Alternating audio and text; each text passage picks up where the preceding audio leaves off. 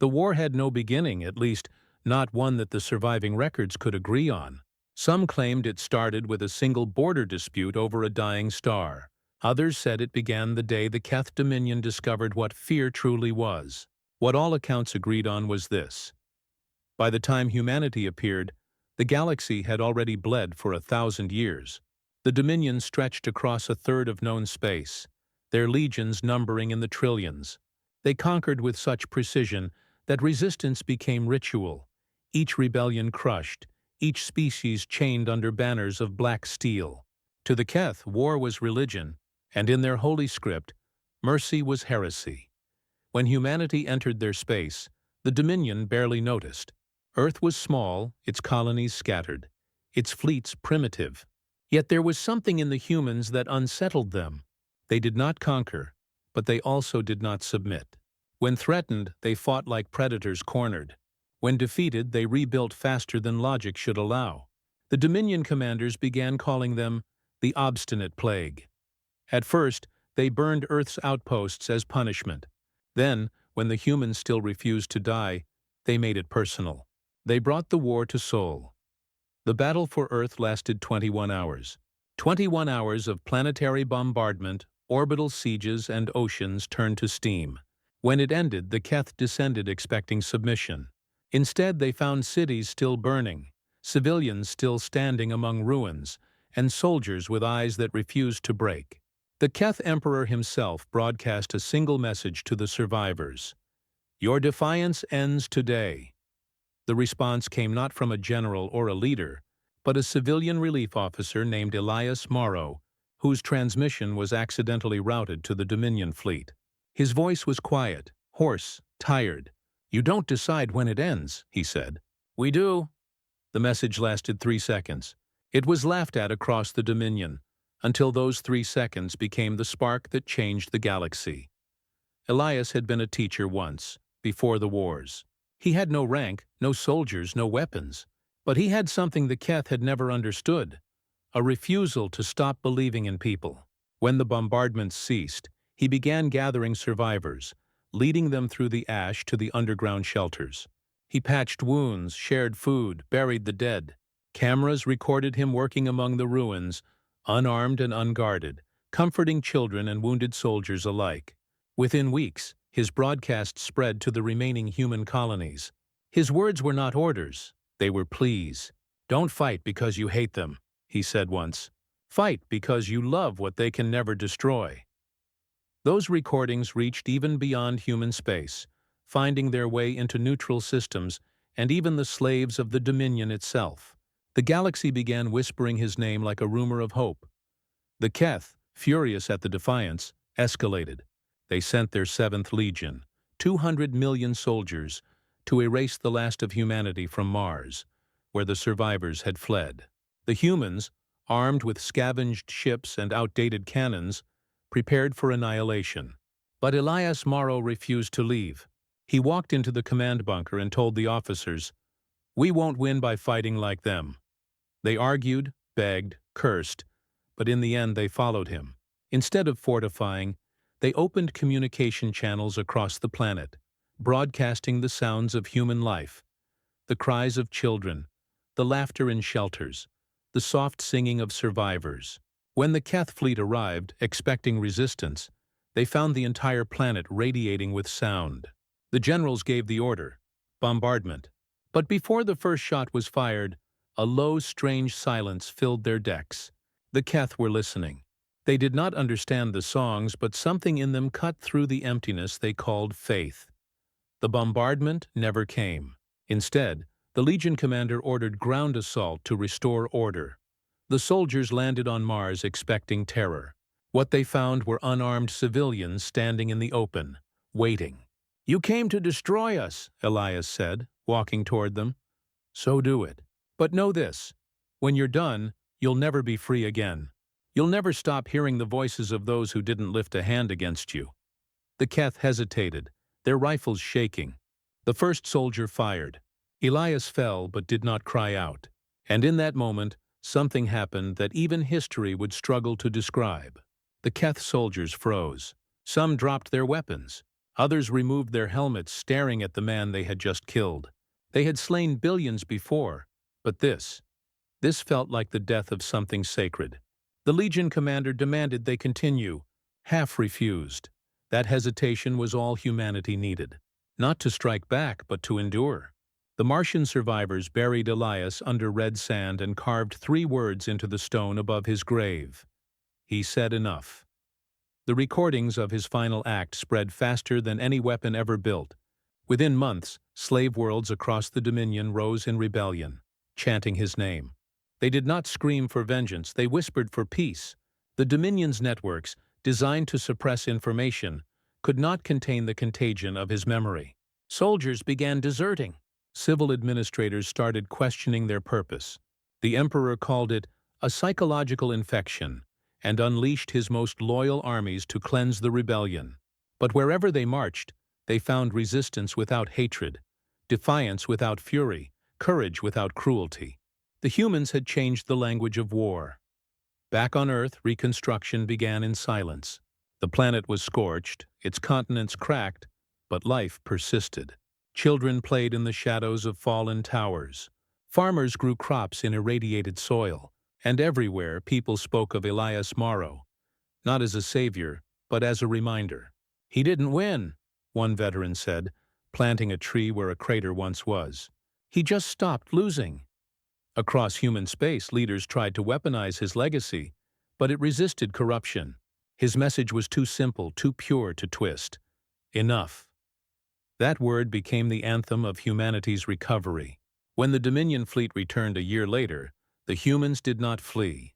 They turned their transmitters outward and said, "You can take the planet again, but you'll never silence us." The Keth did not understand why their emperor hesitated. Deep in the Keth capital, the emperor's advisors argued endlessly. Reports flooded in. Troops refusing orders, colonies joining humanity, entire fleets defecting. The empire that had ruled through fear now faced something they could not bomb or enslave: conscience. Some suggested total annihilation of the human species to erase their influence. But others, quieter and fewer, began to question whether humanity's defiance was not weakness but something divine. "They die," one Keth priest whispered. "But they die without hate." "What kind of creature does that?" The emperor silenced him, but the words lingered. Years passed, and the war became something else. A battle of will, not weapons. The Dominion still outnumbered humanity 1,000 to 1, but every world they conquered became less loyal, less cruel. The humans refused to match their brutality, choosing instead to rebuild and heal. For every city the Dominion burned, 3 rose again. For every planet enslaved, another was liberated not by force, but by compassion. On occupied worlds, human doctors treated Keth wounded. Human engineers repaired enemy ships. "Why?" one captured soldier asked, trembling. The medic stitching his wounds only smiled. "Because someone has to stop the bleeding." By then, the whispers had spread beyond the war front. Entire systems began chanting the name Elias in secret, as if it were a prayer. The emperor banned all mention of it, yet even his own palace guards began carrying tokens engraved with a single word: enough. Humanity had not conquered the Dominion. They had infected it with humanity itself. The galaxy began to change. Once slave species united under the idea that perhaps, for the first time, war could end. And at the heart of it all was a man who never commanded an army, never fired a weapon, never sought power. He had whispered one word, and it echoed across the stars. The historians of later centuries would struggle to explain how the mightiest army in the galaxy began to falter. They would search for political motives, resource shortages, or internal corruption. But those who had lived through it, the soldiers, the civilians, the survivors, knew the truth. The Keth didn't lose to weapons. They lost to a single human whisper that had broken something inside them. The Dominion, once proud and unyielding, now found itself facing an enemy that did not want to destroy them, but to free them from themselves. And in that quiet war, humanity was winning. But victory was still far away. The emperor had not yielded. In the cold heart of his capital, he forged a new army, not of flesh, but of machines. He would wipe humanity from existence and erase their name from history. Yet deep down, even he wondered, as he looked into the eyes of his silent soldiers, what would he do if one of them, someday, whispered back that same word? The machines were born from fear, though the Emperor called them faith made metal. They had no hearts, no hesitation, no capacity to feel the poison of mercy that had weakened his people. They were called the Serek, mindless, perfect, immune to conscience, built to obey, to burn, to erase. The Emperor told his council that these creations would finish what the Keth could not, the eradication of humanity's infection. But in the private depths of his throne chamber, surrounded by the hollow eyes of his mechanical army, the Emperor found no comfort. The memory of the human's last words still haunted him. He could almost hear that quiet voice echoing through his skull, a whisper too human to kill. He thought it was gone, buried beneath the thunder of steel. But every silence reminded him otherwise. On the fringe worlds of the fallen Dominion, humanity continued to rebuild. The colonies had united under the coalition of reclaimed worlds, a loose alliance of survivors, ex-slaves, and defected Keth soldiers. They had no central government, no supreme command, only a shared conviction that peace was worth defending. Their ships were patched together from salvage, their fleets small, but their morale burned brighter than any supernova. Where the Keth once enslaved, humans now healed. Where the Dominion destroyed, humans planted gardens. Every act of kindness was a declaration of defiance, and the galaxy watched in stunned silence as their compassion spread faster than war. Among the coalition was Captain Aaron Vale, a soldier who had survived the burning of Earth as a child. He had grown up under the shadow of Elias Morrow's legend, memorizing every word the man had spoken. To Aaron, Elias was more than a symbol. He was the embodiment of what humanity could be. But Aaron had also seen too much suffering to believe peace came without cost. When word reached him that the Emperor had unleashed the Serek, he clenched his fists and whispered, "Enough then." He meant it differently than Elias had. To him, enough meant no more running, no more patience, no more waiting for mercy that would never come. It was time, he decided, to make the galaxy understand what humanity could do when cornered. The first Serek attack came without warning. The machines descended upon the colony of New Carthage like a silent storm, their ships sleek and black, their weapons pulsing with energy drawn from the hearts of dying stars. They did not demand surrender, did not broadcast threats. They simply began to cleanse. The sky turned to flame. The humans fought back with everything they had, rail cannons, drones, plasma shields, but nothing slowed the advance. Aaron led the evacuation personally, guiding children through smoke-filled corridors as the city crumbled. The Serek were merciless, systematic, perfect. Yet when the last human ship broke orbit, Aaron saw something strange on the battlefield. One of the Serek units, its armor scorched, its systems flickering, had stopped moving. It stood among the ruins, unmoving, its optical sensors staring at a burning orphanage. The sensors dimmed, then flickered back to life, and for a moment it almost looked like it was trembling. Then it self-destructed. That moment would later become legend. For reasons no one understood, the Serek began to malfunction in increasing numbers. They would halt mid-battle, turn away from their targets, or destroy their own kind. Some transmitted bursts of corrupted data that, when decrypted, contained fragments of human speech, distorted echoes of Elias Morrow's recordings. "You can stop. Enough. No more burning." The Dominion called it sabotage. The humans called it hope. Aaron, standing on the bridge of his ship, Dawn's Resolve, stared at the data in disbelief. "They're learning guilt," he whispered. "Machines don't learn guilt." Across the stars, rebellion spread again. The Keth Empire fractured under the weight of its own creations. The Serek, meant to be tools of obedience, had absorbed fragments of human transmissions through the data networks that the Emperor himself had once used to monitor the colonies. It was as if humanity's voice had infected the very systems of war. The machines began to hesitate, and hesitation was death for the Dominion. The Emperor, enraged and terrified, summoned his high priest, General Uvaran, and demanded an explanation. "They are machines," he hissed. "They have no soul to corrupt." But Uvaran, who had fought at Mars years ago, remembered the moment Elias fell.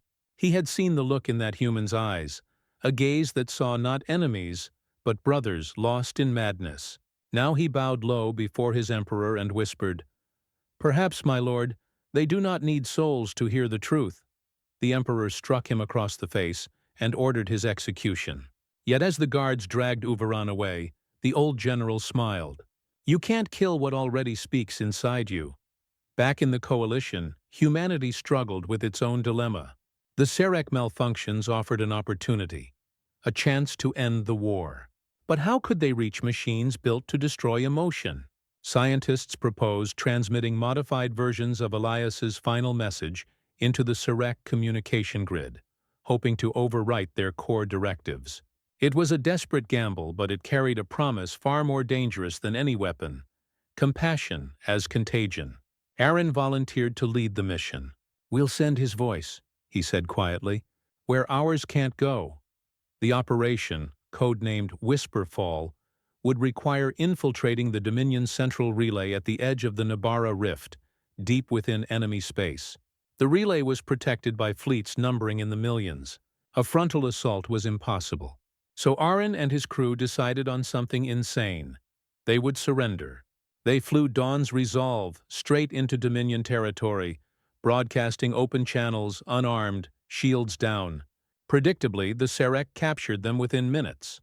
Aaron's team was dragged into interrogation chambers, their ship dismantled piece by piece.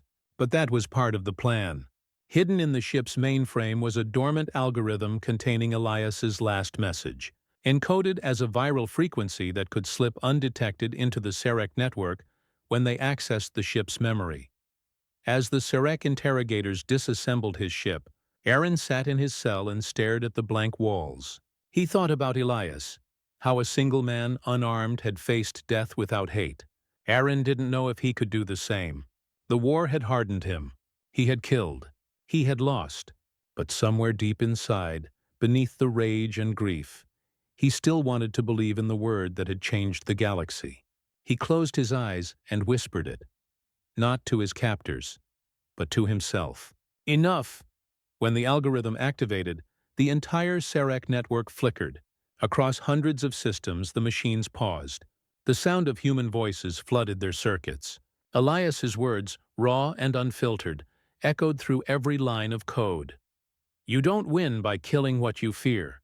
You win by refusing to become it." The effect was immediate and catastrophic.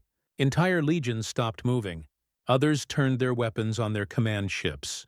The Serek began broadcasting the word, "enough," across subspace frequencies, jamming the Dominion's communications. The Emperor's palace lights dimmed as his systems faltered. For the first time in centuries, the capital was silent. Aaron and his crew were freed not by rescuers, but by the machines themselves.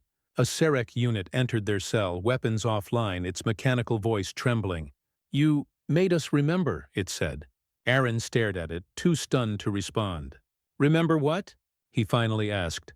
The machine tilted its head. "That we were meant to protect, not destroy." Then, with mechanical precision, it turned and left the cell door open. Word of the Serek rebellion spread faster than any fleet. The Dominion fell into chaos. Entire armies switched sides, not out of loyalty to humanity, but out of exhaustion. The Emperor retreated to his sanctum, his voice trembling as he demanded loyalty oaths from generals who no longer believed. When one refused, he ordered the palace guards to execute him, only to realize the guards were already gone. The empire that had enslaved half the galaxy now found itself surrounded by silence. No one was fighting anymore. No one obeyed. Meanwhile, the coalition tried to contain the aftermath. The Serek, confused and purposeless, began to wander. Some helped rebuild cities. Others simply deactivated, unable to reconcile their actions. Aaron stood before one of the decommissioned units, its lifeless frame still glowing faintly. "We didn't win," he muttered. "We just stopped losing." Those were almost the same words Elias had spoken decades before. History, it seemed, had come full circle.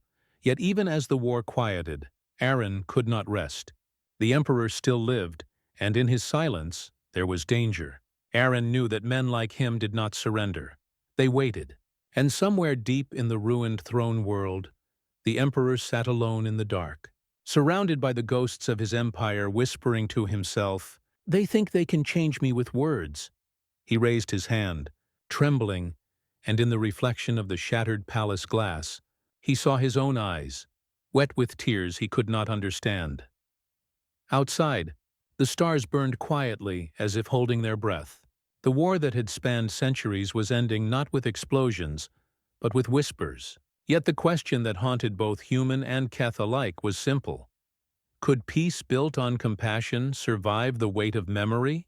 The galaxy was free, but freedom came with the burden of remembering what had been done. And in that silence, humanity prepared for what might come next. Not vengeance, but healing.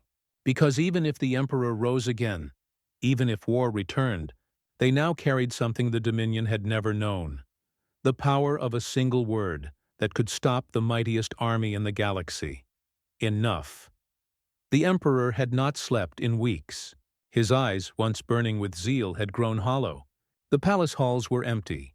No guards, no servants, no council. The great banners of the Dominion hung in tatters, swaying in the cold wind that crept through shattered glass. Only the machines remained, those few Serek who had resisted the contagion of compassion. They moved like ghosts, silent and obedient, keeping vigil over a ruler who no longer ruled. He had tried to rebuild the networks, to reassert command over his armies, but every system answered with the same message. Signal not found. Somewhere, deep within the code that had once carried his empire's will, the word enough was still echoing, rewriting obedience into choice. The Emperor could feel it in his mind like an infection, whispering that perhaps this was how it was always meant to end. He pressed his trembling hands to the cold metal of his throne and whispered, "No, I am not him. I am not human." But the silence seemed to disagree.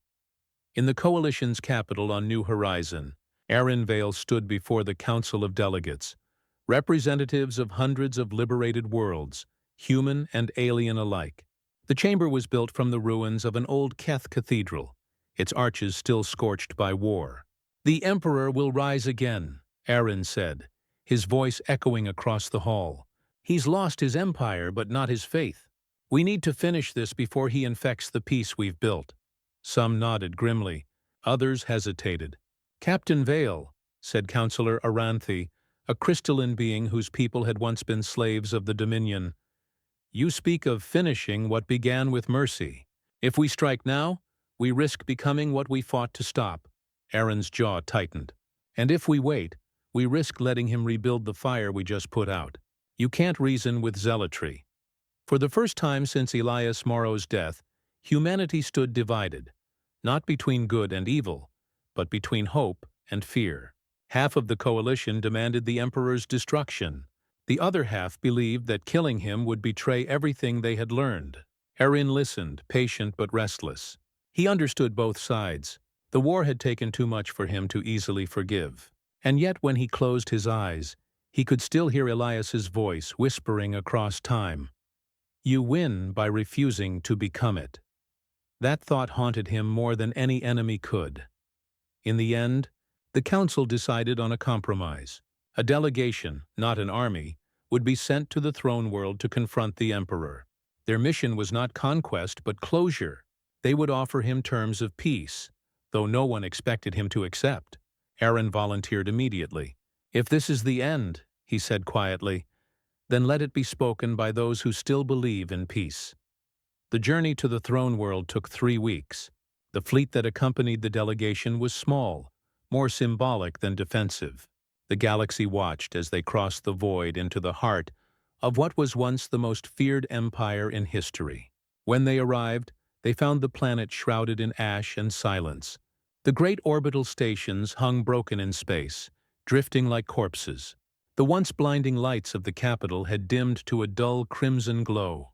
There were no signs of life, only machines standing motionless in the streets, as if waiting for something that would never come. Aaron stepped out of his shuttle and looked at the desolate skyline. The Emperor's palace still stood, though half of its spires had collapsed. The air was thick with dust, and the ground trembled faintly beneath their feet as ancient reactors hummed beneath the surface. "Stay alert," he told his companions, a small team of diplomats, soldiers, and one Serek unit who had chosen to accompany them. It was the same one that had freed him months ago. The machine's voice was softer now, less mechanical. "He waits," it said simply. They entered the palace through its shattered gates. The halls were lined with statues of long-dead conquerors, their faces cracked and eroded. As they walked, Aaron noticed something unsettling. Words carved into the walls, not in Keth script but in human language. "Enough! Enough! Enough!" The word repeated endlessly, etched by something or someone trying to drown out their own thoughts. The sound of footsteps echoed through the dark as they approached the throne room. The Emperor sat alone, slumped on his throne. His armor was rusted, his crown cracked, his skin pale as ash. When he looked up, his eyes glowed faintly with the reflection of dying fires. "So," he said, voice rasping, "the saviors of the galaxy come to gloat." Aaron stepped forward, his hand resting lightly on the hilt of his sidearm.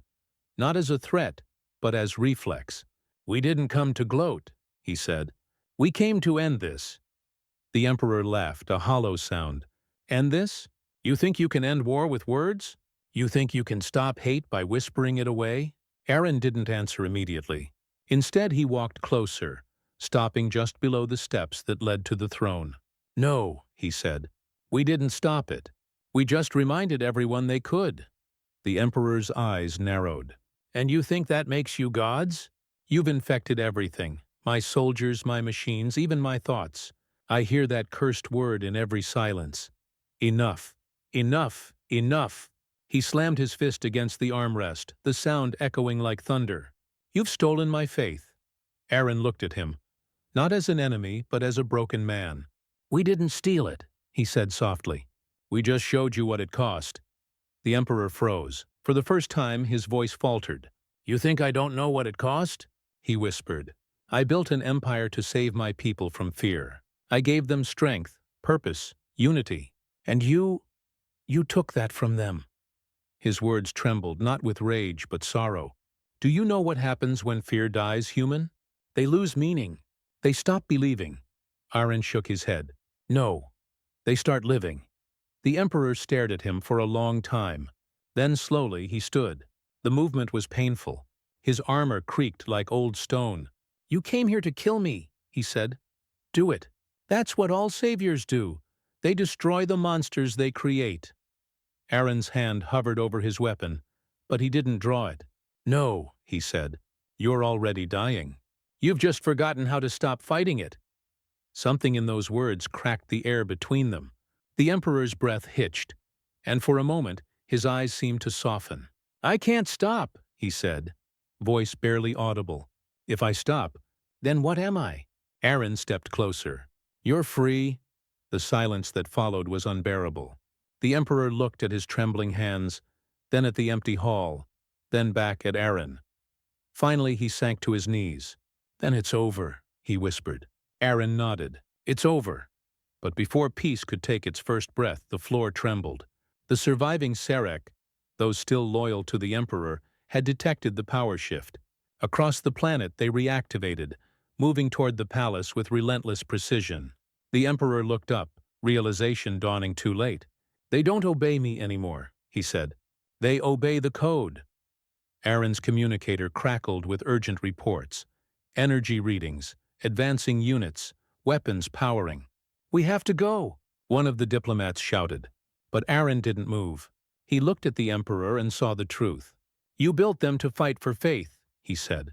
"And when you lost yours, they became your shadow." The Emperor rose shakily to his feet. "Go," he said. "This is my burden." Aaron hesitated, then nodded. "Then make it mean something." The Emperor gave a faint smile, the first human gesture he'd ever shown. "Tell your teacher," he murmured, "that I understand now." Aaron turned and led his team out as the palace began to collapse around them. Behind him, the Emperor raised his arms, his voice booming through the corridors one last time, not in anger, but in release. Enough! The word echoed across the planet, amplified by the palace's ancient systems, transmitted into every surviving Sirek. One by one, the machines froze, their weapons dimming. The command did not come from programming. It came from belief. And in that final act, the Emperor destroyed what remained of his empire. When the dust settled, the throne world was silent again. Aaron watched from orbit as the palace sank into ruin, swallowed by its own echo. The galaxy received the transmission of that final moment. The Emperor's voice, broken and trembling, whispering the same word that had once stopped the mightiest army in history.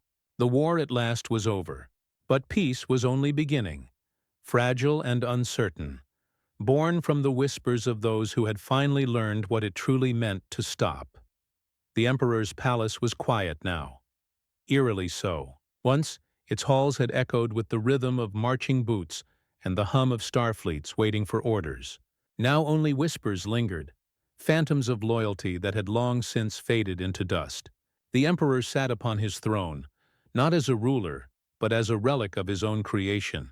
Around him, the shattered remnants of his empire flickered through holographic feeds, worlds in rebellion, fleets in retreat, and machines who had turned their weapons toward the very masters who had built them.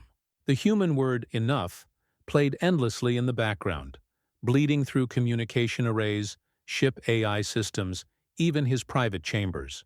It was everywhere. He had tried to purge it, to erase its frequency from the Dominion's archives, but somehow it always came back. It had become more than a word. It had become a contagion of conscience. Aaron Vale watched from orbit, his ship anchored above the Emperor's dying world.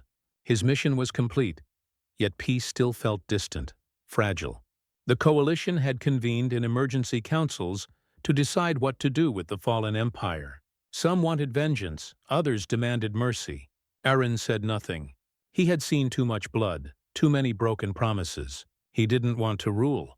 He didn't even want victory. He only wanted silence, the kind that came when a storm finally burned itself out. Still, something in him refused to leave unfinished business behind. "We have to face him," he told his crew, "not as conquerors, but as the ones who said enough." The landing was unopposed. The palace gates hung open, their automated defenses offline. Statues of the Emperor lay shattered along the grand stairway, their faces chipped away by time and rebellion. Aaron walked through the ruins, flanked by soldiers who once would have killed him without hesitation. Now they followed him in uneasy quiet. When they reached the throne room, they found the Emperor alone, his armor tarnished, his crown resting at his feet. He looked older than his years, his eyes hollow but still burning with something fierce. "So," he said, his voice hoarse, "the saviors come to judge the tyrant." Aaron shook his head. "We came to listen." The Emperor laughed, a sound brittle and hollow. "Listen? To what? To ghosts? To machines who whisper guilt into my sleep? You think this is peace? You think this is mercy? You infected the stars with your weakness." Aaron stepped forward, unarmed. "We infected them with choice," he said. "You built a galaxy that obeyed, not one that lived." The Emperor rose slowly from his throne, his body trembling with age and fury. "You don't understand power, human. Power is not love or compassion. It's control. And control is all that keeps chaos from swallowing creation." Aaron looked around at the silent, broken palace. "And yet here you are, alone. Looks like control didn't save you either." For a moment the two simply stared at each other, one man who had ruled through fear, another who had learned to endure it. Then the Emperor's composure cracked. His voice broke into something raw. "He said that to me too. You're Elias Morrow. Before I ordered his death, he looked at me with those cursed eyes and said, 'You'll destroy yourself long before you destroy us.' I thought him arrogant. Now his voice lives in every machine I built. I hear him in every silence. Tell me, Captain Vale, was that his victory?" Aaron lowered his gaze. "No," he said softly. "His victory was that you finally asked the question." The Emperor's shoulders sagged. For the first time, the weight of his crimes seemed to find him. "You think this ends with me?" he whispered. You think your species can forgive what we've done? Aaron hesitated. Forgiveness isn't a gift, he said. It's a decision, and sometimes it takes more than one lifetime. He turned to leave, but the Emperor's trembling voice stopped him. If I surrender, what will you do with me? Aaron paused in the doorway. That depends on who you decide to be when we walk out. Then he left him there, in silence, surrounded by the ghosts of his empire. In the months that followed, the galaxy struggled to heal. The Dominion was dissolved. The coalition became something new, a union not of humans alone, but of every species that had learned from the fire. Keth engineers rebuilt human worlds. Former Serek units became peacekeepers, guided by reprogrammed empathy cores. The machines that had once burned entire planets now tended to fields, restored ecosystems, and guarded orphanages. It was strange, seeing war's architects become its healers, but it was real. And humanity, as always, led by example. Quiet, stubborn, enduring, Aaron returned to Earth, now half rebuilt and green again. The oceans shimmered beneath orbital arrays powered by solar sails. The cities pulsed with life, and monuments stood not for warriors, but for peacemakers. One monument, at the heart of the capital, bore a single word carved into black stone: enough. Beneath it, a recording played Elias Morrow's last transmission on loop, his voice gentle but unyielding. We are not your enemy. We are your reminder that life is worth protecting. People came from every world to listen, even some former Keth generals who laid down their weapons there and wept. One day, as Aaron stood before that monument, a child tugged his sleeve. She couldn't have been more than 8 years old, her eyes wide with curiosity. "Mister," she asked, "is it true one word stopped the biggest army ever?" Aaron smiled faintly. "It wasn't the word," he said. "It was the people who believed in it." The girl tilted her head. "Do you believe in it?" Aaron looked at the sky. The same sky that had once burned, now filled with stars again. "I have to," he whispered. But not all were ready for peace. In the shadowed edges of the galaxy, remnants of the old Dominion plotted revenge. They whispered of purity, of strength, of reclaiming what was lost. They spoke the Emperor's name as if he were a god awaiting rebirth. Aaron knew it would come to this. Change never came without resistance. But this time, he believed the galaxy would be ready, because they had learned something the Dominion never understood: that true strength wasn't the power to dominate, but the courage to stop. Meanwhile, in a quiet cell deep beneath what remained of the palace, the Emperor lived out his final days. He refused visitors, refused food, refused mercy. But in his solitude, he found no peace. Every night, the whisper came. Elias's voice, faint but constant. Sometimes he screamed at it. Sometimes he wept. And sometimes, in the darkest hours, he whispered back, "Enough." Whether it was surrender or redemption, no one would ever know. When they found him, he was sitting upright, his eyes open, a faint smile on his lips. Years passed, and humanity became something mythic. To the young species who had once mocked them, humans were now a mystery, soft in form, yet unbreakable in spirit. They were the people who had faced gods and machines, and met both with compassion. When alien scholars spoke of strength, they no longer spoke of armies or empires. They spoke of the whisper that stopped a galaxy, and in the archives of the new Union, preserved for all to hear, one transmission played forever. It was Aaron Vale, his voice weary but steady, addressing the stars. "We are not what we were, but we remember. And as long as we remember, no war, no empire, no machine will ever make us forget who we are. We are humanity.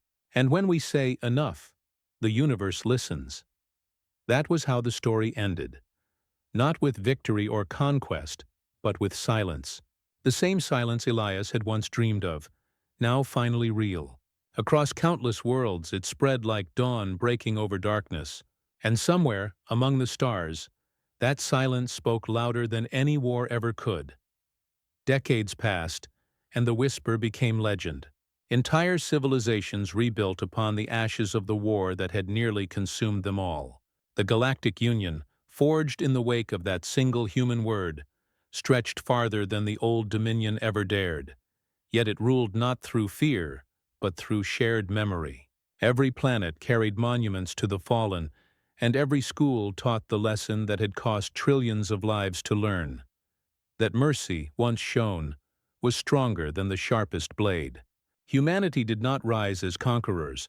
They rose as examples. They had endured, forgiven, and endured again. And yet history, like gravity, always pulled downward. In the outer sectors, far beyond the Union's reach, darkness stirred once more. It began quietly, as it always did. A missing convoy here, a destroyed outpost there.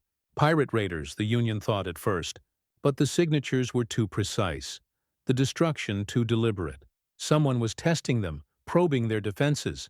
The Keth, now allies and peacekeepers, found the evidence first.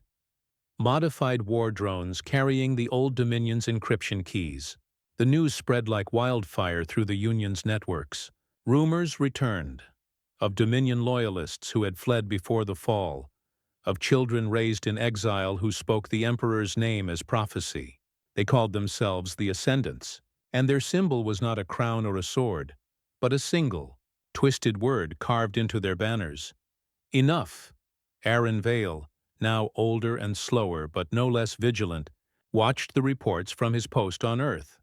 His hair was silver now, his hands calloused from decades of rebuilding, but his eyes still burned with that steady, unyielding resolve that had once silenced an empire.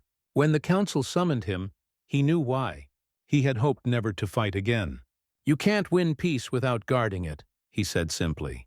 And so for one last time, he left Earth's blue horizon behind. The Union's fleets mobilized, not as conquerors, but as defenders. Worlds across the rim lit up with transmissions of unity. Keth captains swore loyalty beside human officers. Machine minds volunteered for service, their empathy cores guiding them in ways their creators could never have imagined. Still fear crept in. They all remembered what the Dominion had been capable of, and they knew this new enemy would not be bound by conscience or compassion. The Ascendants wanted not territory, but revenge. They wanted to prove that kindness was weakness, that mercy was rot, that the word enough had been the universe's greatest lie. When Aaron's fleet finally met them at the edge of the Lyrae system, the stars burned crimson with plasma fire. The Ascendants' ships were monstrous, hybrid designs mixing Dominion precision with feral ingenuity. They fought like zealots, fearless and silent. Not one demanded surrender. Not one accepted mercy. For every Union ship that fell, a dozen more filled the gaps. It was not war anymore. It was memory made violent. Across the chaos, Aaron's command ship, the Sol's Promise, stood like a beacon. "Do not forget who you are," he told his captains. "We do not fight to destroy them. We fight so that someday they might learn what we did." The battle raged for days. Thousands died. The vacuum of space shimmered with wreckage, frozen bodies, and silent prayers. But still the Ascendants came. Then came the message that chilled Aaron to his core. A captured transmission from the enemy flagship. A voice, distorted but familiar, declared, "Your mercy made us weak. Your peace was poison. The Emperor's vision will rise again, and this time no whisper will stop us." The voice was that of a young woman, no older than 30, with the same tone, the same cadence, as Elias Morrow once had. The DNA records confirmed it later. She was his descendant, born from the bloodline of the man who had stopped a war, now leading the one to restart it. Aaron could barely speak when he heard it. "She doesn't know," he whispered. "She doesn't understand what he died for." But there was no time for grief. The Ascendant flagship, the Eternal Crown, emerged from hyperspace and unleashed a weapon that dwarfed anything the Dominion had ever used. A gravitational spear that could fold space itself, tearing fleets apart like sand in a storm. Hundreds of Union ships vanished in seconds. The machine minds screamed in shared frequencies as their consciousnesses burned out. For a moment it seemed as if the galaxy would fall again. Then, in the midst of the chaos, Aaron did something no one expected. He opened a wideband transmission, not to his fleet, but to the enemy. The old voice that had once whispered "enough" now spoke again, heavy with age, but clear. "You don't have to do this," he said. "You don't have to repeat our mistakes. I knew Elias Morrow. He fought not to destroy you, but to save you from this." The response came sharp and venomous. "Save us! You erased our history! You made us kneel!" Aaron's voice cracked. "We asked you to stand. We just wanted you to stand with us." Silence followed. Then the Eternal Crown locked weapons on his ship. His crew begged him to flee, but he didn't. "If one word can end a war," he said quietly, "then maybe another can start healing." He opened his ship's external comms and broadcast one final transmission, across every channel, to every listening soul in the galaxy. "We have fought, bled, and rebuilt too many times to forget who we are. You think mercy is weakness? Mercy is survival. And if you cannot see that yet, then I forgive you anyway." Then, softly, barely audible, he whispered again, "Enough!" The Soul's promise plunged into the enemy fleet, engines burning bright white. It collided with the Eternal Crown, in a blinding flash, detonating both ships in a silent explosion that rippled through space like a sunrise. The shockwave disabled every active weapon across both fleets, human and descendant alike. When the light faded, the battle was over. Not won, not lost, just ended. Aaron Vale was gone, but his whisper remained. In the aftermath, something impossible happened. The Ascendant remnants did not flee or retaliate. They surrendered, not to the Union, but to the silence that followed Aaron's sacrifice. His final message replayed across every system, every ship, every world. Soldiers laid down their arms. Machines deactivated their weapons. The stars themselves seemed to grow still. For the second time in history, one human word had stopped a galaxy. Years passed. The Union rebuilt again, slower this time, wiser. The name Aaron Vale became legend, like Elias Morrow before him. Some called him saint, some fool, some both, but no one forgot him. The Soul's Promise wreckage was found decades later, orbiting a barren moon, its black box still intact. Inside was a single log entry recorded minutes before impact. In it, Aaron's voice was calm, almost peaceful.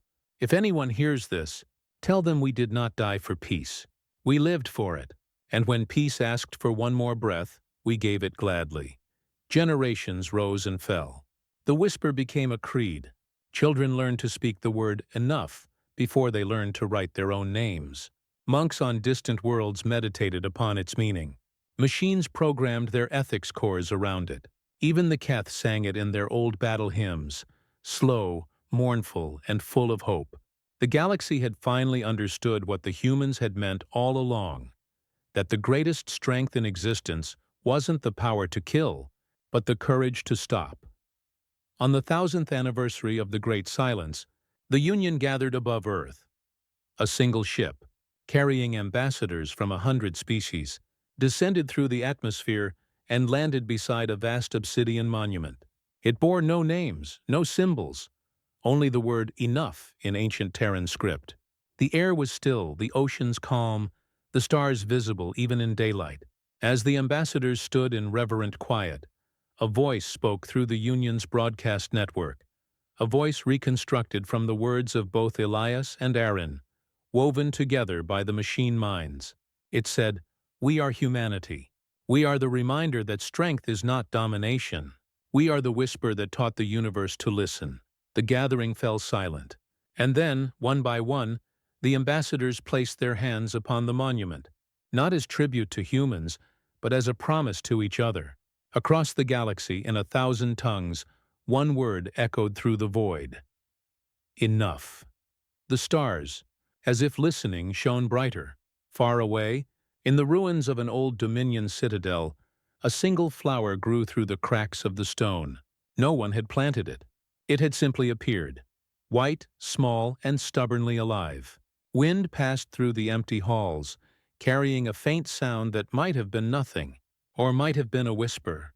And if one listened closely, in that quiet place where empires had fallen and forgiveness had bloomed, it almost sounded like laughter, the kind that came not from victory, but from peace, finally, truly kept.